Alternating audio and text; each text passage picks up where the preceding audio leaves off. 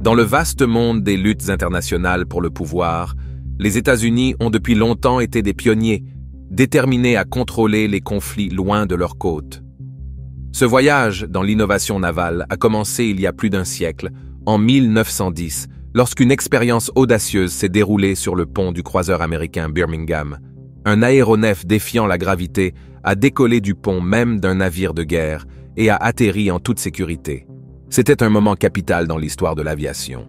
Et d'ici 1915, la marine américaine avait développé un catapulte pour lancer des avions depuis des navires, consolidant ainsi le rôle de pionnier des États-Unis dans l'aviation navale. Maintenant, dans le monde actuel, les porte-avions émergent comme des champions inégalés de l'impact mondial.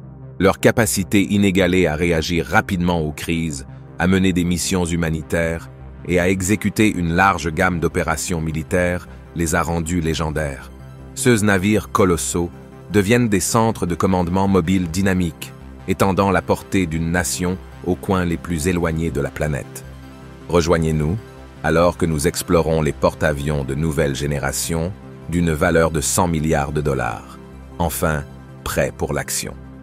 Au milieu du tumulte du XXe siècle, la marine américaine s'est lancée dans un voyage remarquable avec une flotte comptant 18 types divers de porte-avions.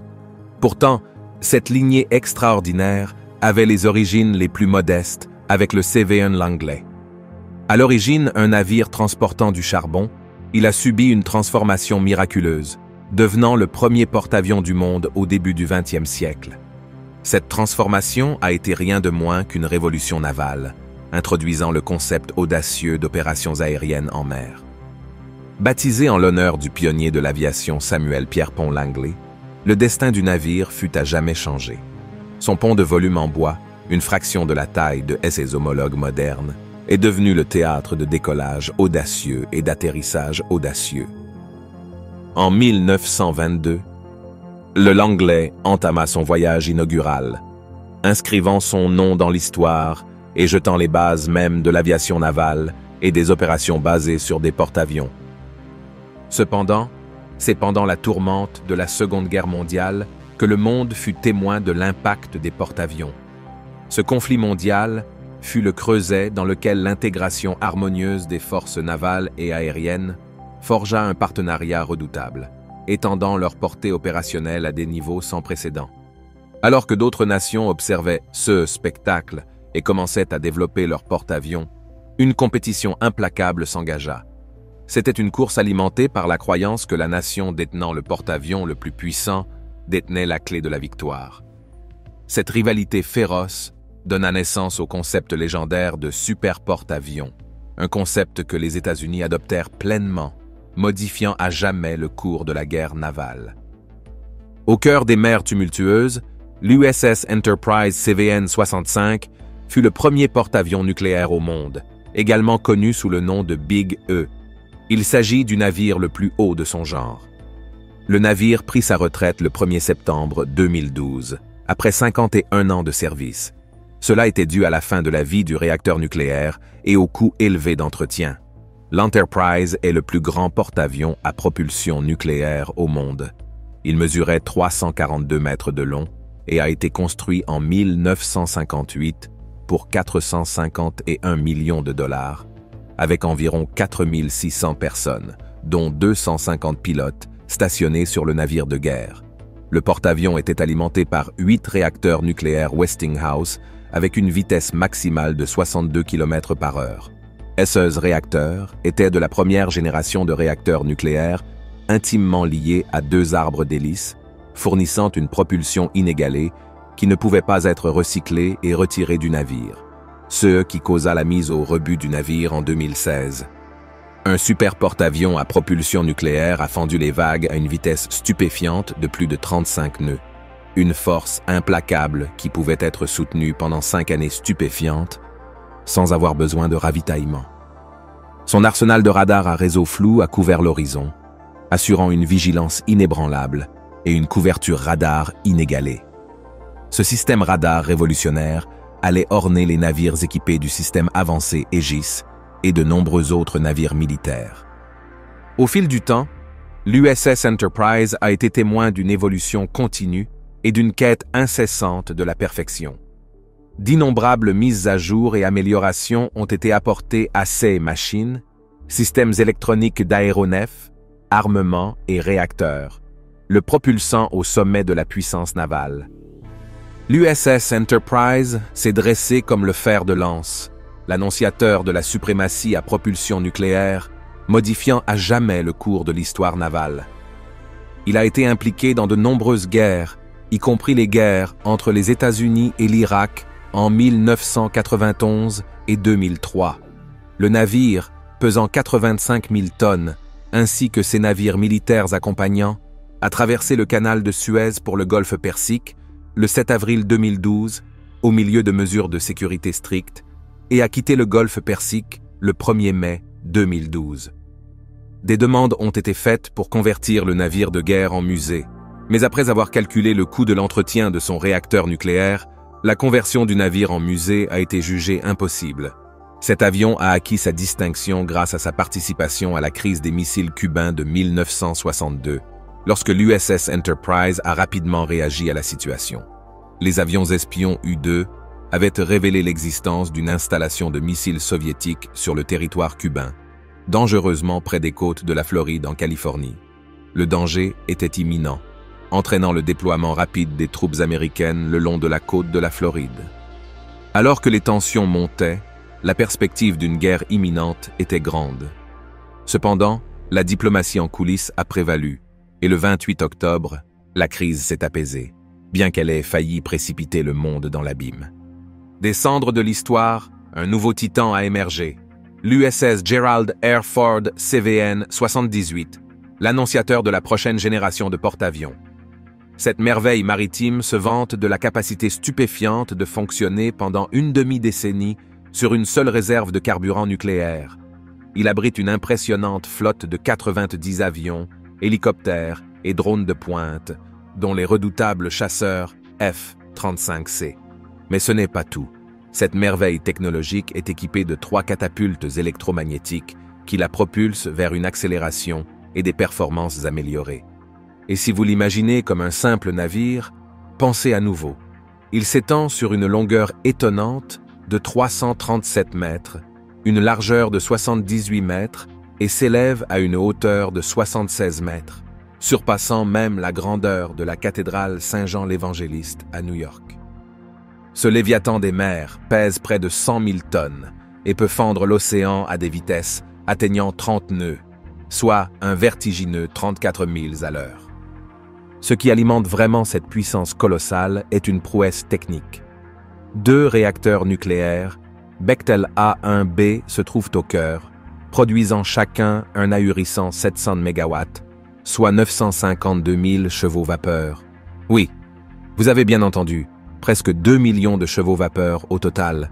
Cependant, une telle puissance s'accompagne d'une étiquette de prix tout aussi stupéfiante de 13 milliards de dollars, témoignant du coût de maintien de la suprématie militaire en haute mer. Mais l'histoire ne s'arrête pas avec Gerald Ford seul. Les porte-avions n'opèrent pas en isolation lors des combats. Ce sont les joyaux de la couronne des groupes aéronavals. Ces redoutables flottes comprennent généralement non seulement un porte-avions, mais aussi 1 à 4 croiseurs lance-missiles, 2 ou 3 destroyers ou frégates, et 1 ou 2 sous-marins nucléaires polyvalents, le tout flanqué de navires de ravitaillement. Cette configuration tactique permet à un groupe aéronaval de montrer sa puissance avec 6 à 10 navires de guerre, voire plus, s'adaptant aux exigences de la mission. Les groupes de frappe de porte-avions à propulsion nucléaire sont un concept étroitement lié, mais avec leurs propres particularités. Une emphase sur la vitesse et la flexibilité. Ces groupes comprennent un porte-avions, 2 croiseurs à propulsion nucléaire, un sous-marin polyvalent à propulsion nucléaire, et les navires de ravitaillement indispensables. La puissance pure de ces groupes se traduit par jusqu'à 9000 personnes, une part significative étant stationnée sur le porte-avions lui-même. Opérant de manière indépendante pendant jusqu'à 14 jours, ils peuvent frapper des cibles en mer jusqu'à 575 milles de distance et déchaîner la destruction à terre à des distances d'environ 1000 milles. Leur capacité à traverser des distances considérables de 700 à 800 milles en une seule journée non seulement les enveloppe de secrets opérationnels, mais permet également un déploiement rapide vers des zones stratégiquement désignées, les transformant en une force redoutable sur la scène mondiale. Ensuite, il y a l'USS Theodore Roosevelt, qui a été mise en service le 2 octobre 1986. C'est un puissant porte-avions portant le surnom de Big Stick et est actuellement stationné dans la flotte du Pacifique. Récemment, le voile de secret entourant la redoutable flotte de Theodore Roosevelt a été partiellement levé, grâce à des vidéos et des images diffusées sur YouTube. Les visuels ont montré ce géant des mers menant une formation qui comprenait non seulement un porte-avions, mais aussi un croiseur et 5 destroyers étonnants, tous armés jusqu'aux dents de missiles guidés. La composition standard d'une flotte d'assaut de l'US Navy comprend généralement un porte-avions, un navire de guerre équipé de missiles et 2 ou 3 destroyers armés de missiles. Le croiseur assume le rôle d'escorte et sert de gardien principal du porte-avions, surtout face aux menaces aériennes potentielles. Au sein de cette flotte redoutable, un sous-marin nucléaire opère furtivement, se tapissant sous les vagues pour neutraliser les dangers en surface et subsurface. Cependant, ce qui distingue le Theodore Roosevelt des groupes de combat conventionnels de l'US Navy est le nombre impressionnant de ces escortes de porte-avions. À la tête de la charge se trouve l'USS Bunker Hill, le plus ancien croiseur de classe Ticonderoga, équipé du système de combat avancé Aegis. Ce système puissant comprend le radar de défense aérienne SPA-1 et un impressionnant lance-missile vertical de 122. Chacun de ces systèmes de lancement est équipé de missiles anti-aériens SM-2, SM-6 et ESSM, ainsi que de missiles de croisière Tomahawk, conçus pour les cibles terrestres et de torpilles de roquettes anti-sous-marines. Accompagnant ce puissant croiseur sont 5 destroyers de classe Burke, à savoir l'USS Pinckney, l'USS Russell, l'USS Paul Hamilton, l'USS Kidd et l'USS Rafael Peralta. Alors que l'USS Russell et l'USS Hamilton sont des anciens de la classe Burke, sans hangar pour hélicoptères, l'USS Rafael Peralta se dresse comme l'un des ajouts les plus récents de la flotte. La véritable puissance de ces E-5 destroyers réside dans leur arsenal de 90 à 96 silos de lancement de missiles guidés verticalement chacun, totalisant un nombre stupéfiant de 468 silos dans toute la flotte. Pour compléter cette formidable escorte navale, le porte-avions USS Theodore Roosevelt transporte une puissante escadre aérienne, comprenant 44 chasseurs FA, 18E et F, environ 5 avions de guerre électronique EA, 18J Growler et 4 avions de détection précoce, E-2D Hawkeye ou leurs prédécesseurs, les avions à hélice E-2C et C-2A Greyhound.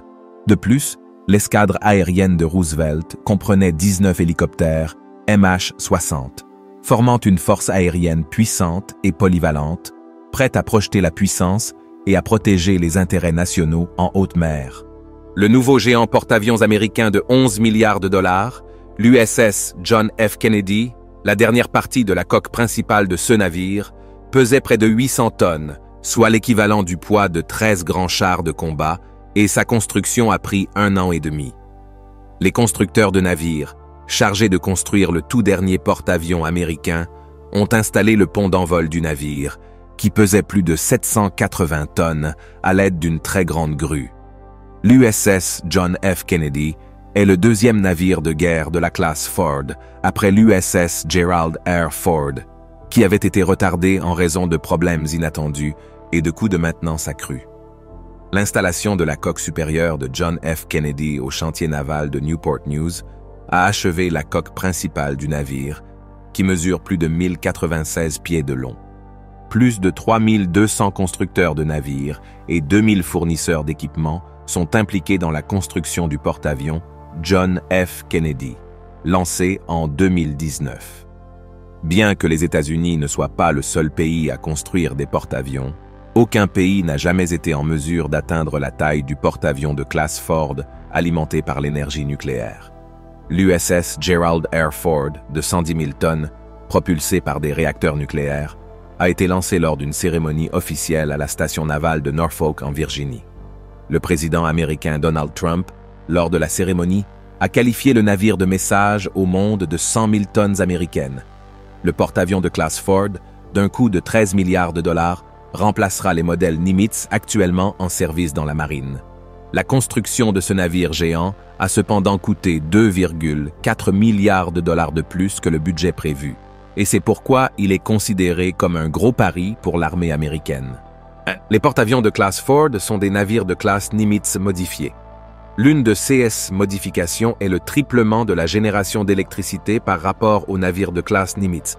Le porte-avions Gerald Ford utilise des réacteurs nucléaires A1B qui, en plus de tirer parti de nombreuses technologies et avancées, n'ont pas les limitations des réacteurs utilisés dans les navires de classe Nimitz. Chacun des réacteurs A1B est capable de produire 300 MW d'énergie électrique. Les réacteurs utilisés dans la série Nimitz ne pouvaient produire que 100 MW d'énergie. Les progrès dans la construction de nouveaux réacteurs, en plus d'augmenter la production d'énergie, ont également réduit les coûts de maintenance ainsi que la taille du réacteur. On peut mentionner la conception du nouveau système de volume électromagnétique de l'avion. En utilisant ce système, les navires de classe Ford peuvent augmenter le nombre de vols jusqu'à 25 par jour par rapport au système précédent. L'augmentation de l'énergie électrique générée par les porte-avions de classe Ford affecte également les armes utilisées. Avec cette fonctionnalité, les navires de classe Ford peuvent utiliser des armes laser ainsi que des relais nécessitant beaucoup d'électricité. La grande taille du porte-avions Gerald Ford a permis d'accueillir plus de 4400 membres d'équipage aux côtés de 80 avions, un système de lancement de chasseurs électromagnétiques développé par la marine américaine. Il s'agit d'un système de lancement d'avions utilisant un moteur linéaire électromagnétique à courant continu qui remplace l'ancien système à piston à vapeur. Les autres avantages de ce système incluent des coûts réduits, une maintenance plus facile, la capacité de lancer des avions légers et lourds, moins de poids, moins d'espace à occuper et pas besoin d'eau douce, ce qui, par rapport au modèle à piston à vapeur, coûte beaucoup moins cher à exploiter et à entretenir. Le moteur linéaire à induction se compose d'une rangée d'enroulements de stator, qui sont une fonction du rotor d'un moteur classique qui accélère l'avion jusqu'à 240 km/h. Ce moteur nécessite beaucoup d'énergie électrique en quelques secondes, donc chaque rotor est capable de stocker 100 MJ et peut être rechargé en 45 secondes. La puissance pure des porte-avions américains a servi de catalyseur, incitant des nations du monde entier à entreprendre leur voyage pour développer des porte-avions redoutables. Une nation qui se trouve à l'avant-garde de ce défi est la Chine, armée d'un arsenal puissant qui représente un défi significatif pour les porte-avions américains. Au cœur de cette menace se trouve le missile balistique anti-navire Dongfeng 21D, bénéficiant d'une portée mortelle de 100 milles.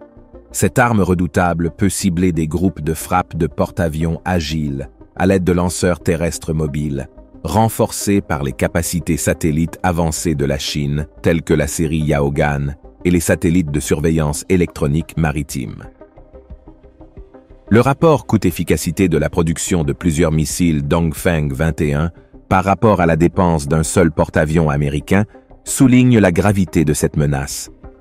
Bien qu'un missile solitaire ne puisse pas couler un porte-avions, une salve massive se précipitant à grande vitesse présente un défi redoutable pour les défenses du porte-avions. La limitation de la portée du principal atout d'un porte-avions, SS-avion, se fait jour, avec des avions comme le FA-18 Super Hornet, affichant des portées de 390 à 450 000 nautiques. En revanche, le missile anti-navire DF-21D affiche une portée estimée de 1100 milles, éclipsant la portée opérationnelle des avions basés sur des porte-avions. Cela soulève des préoccupations pressantes quant au déploiement efficace du porte-avions et à sa capacité à frapper les forces navales ennemies. La Chine amplifie davantage sa menace avec des bateaux lance-missiles armés de nombreux missiles de croisière, ajoutant une autre couche de complexité et de danger pour les porte-avions. La Russie relève ce défi redoutable avec ses missiles de croisière anti-navire Granit et les missiles hypersoniques de pointe Zircon. Alors que la portée du Granit est alignée sur la portée des avions basés sur des porte-avions, le missile Zircon, avec son impressionnante portée de 1000 km et sa vélocité hypersonique, pose une menace considérablement plus grave. Les simulations indiquent qu'un seul impact d'un missile Granit peut temporairement affecter un porte-avions. bien qu'il faille plusieurs impacts pour le rendre non opérationnel. En revanche, le missile Zircon représente une menace plus puissante, et la Russie prévoit de remplacer le granit par cette arme avancée. Au-delà de cela, le paysage mondial des porte-avions englobe un éventail de capacités et de rôles. La Thaïlande, par exemple, exploite un porte-avions léger, l'un des 11 plus grands navires de guerre au monde. Bien que principalement chargé d'opérations de recherche et sauvetage et de soutien à ces avions, l'efficacité au combat du porte-avions est notablement limitée en raison d'un financement limité. En conséquence, il reste souvent amarré, attirant des touristes curieux qui bénéficient d'un accès rare pour explorer ces ponts. Lors des rares occasions où il prend la mer, il transporte fréquemment des membres de la famille royale thaïlandaise, lui conférant le surnom de Family Royal Yacht. Ce porte-avions, construit en 1996, mesure 183 mètres de long et a un déplacement de 11 485 tonnes, pouvant accueillir jusqu'à 14 avions et hélicoptères, tout en nécessitant un équipage de 455 personnes. L'Italie occupe une place sur la liste avec son porte-avions Cavour, un hommage à l'homme d'État italien le comte de Cavour. Mis en service en 2009, le navire mesure 244 mètres de long et est équipé d'un pont d'envol pouvant accueillir 8 avions AV-8B Harrier et 12 hélicoptères. Il présente une polyvalence remarquable, capable de transporter plus de 500 personnes, 24 chars ou 50 véhicules de combat lourds. La France a également assuré sa place avec son porte-avions Charles de Gaulle, successeur des porte-avions de la classe Clemenceau obsolète. Ce navire imposant mesure 261,5 mètres de long, affichant un déplacement de 42 000 tonnes. Il a la capacité de soutenir jusqu'à 40 avions, son groupe aérien principal étant composé de chasseurs d'assaut Rafale, reconnus comme certains des chasseurs européens de 4e génération les plus redoutables, aux côtés de l'Eurofighter Typhoon britannique.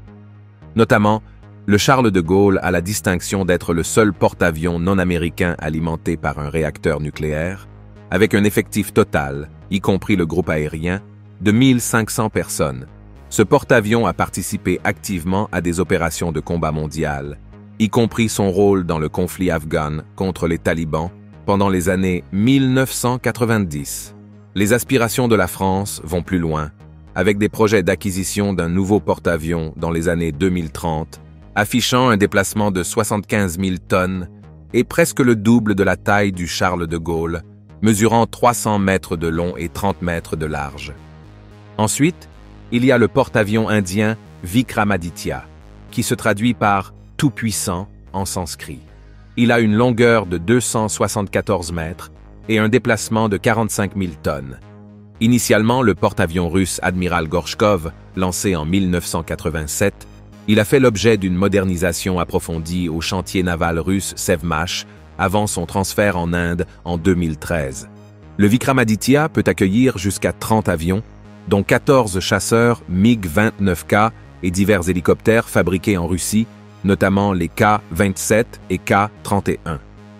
Enfin, le porte-avions britannique Queen Elizabeth, qui a orné les mers depuis son lancement en 2007 et sa mise en service ultérieure en 2017. Ce magnifique navire s'étend sur 284 mètres de long, affichant un impressionnant déplacement de 70 600 tonnes. Son groupe aérien comprend une complémentaire complète de 40 avions, notamment des avions F-35C, des hélicoptères EH-101 Merlin et des hélicoptères radars à longue portée. Le nombre total d'équipages, y compris le personnel aérien, atteint 1500. Le paysage des porte-avions est un théâtre en constante évolution, marqué à la fois par la compétition et la coopération, alors que les nations cherchent à affirmer leur capacité maritime sur la scène mondiale. Merci de nous avoir suivis. Pendant que vous êtes encore là, cliquez sur le lien qui apparaît à l'écran pour découvrir une autre de nos vidéos. À bientôt.